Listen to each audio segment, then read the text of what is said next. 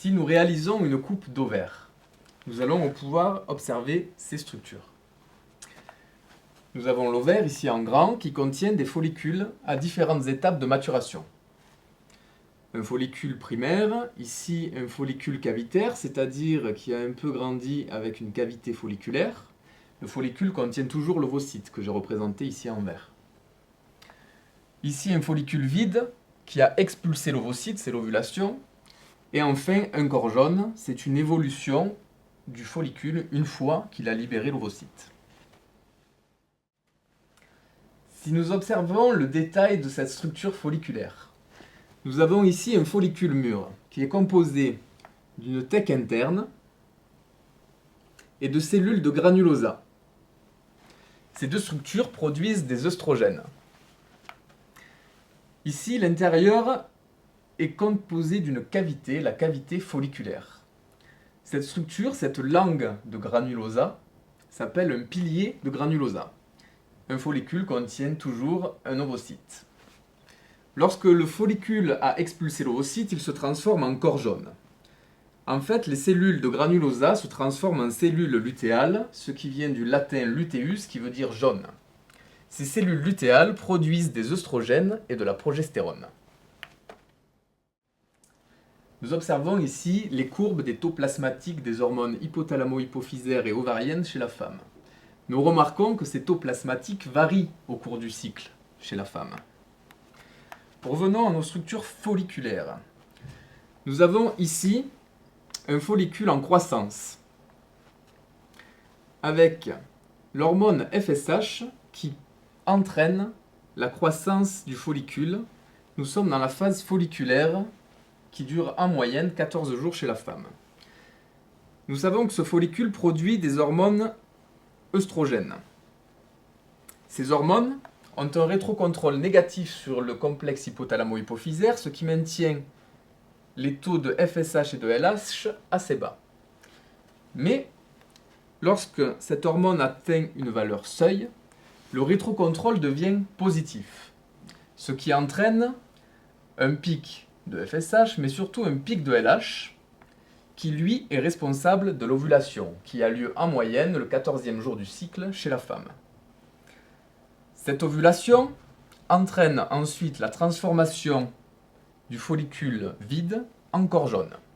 Les cellules lutéales du corps jaune vont quant à elles produire progestérone et œstrogènes, qui vont également avoir un rétrocontrôle négatif sur le complexe hypothalamo-hypophysaire, ce qui explique pourquoi les taux plasmatiques chutent.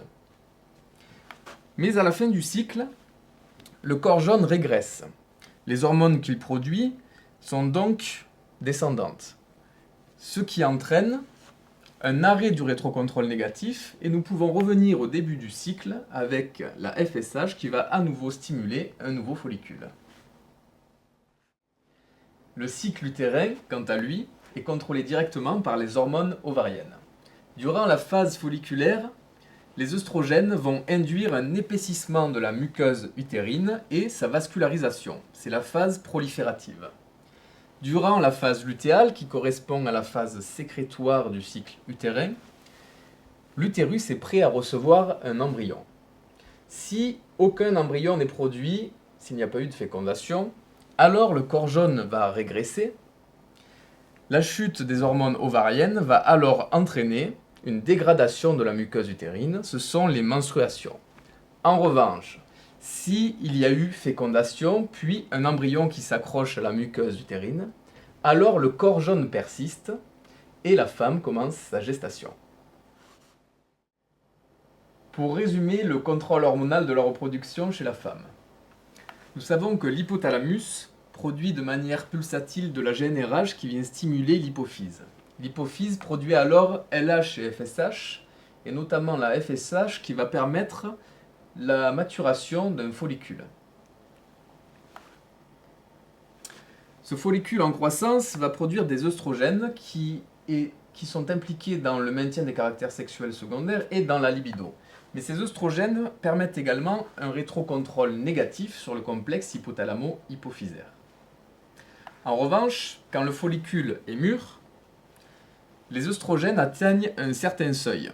et le rétrocontrôle devient positif sur le complexe hypothalamo-hypophysaire.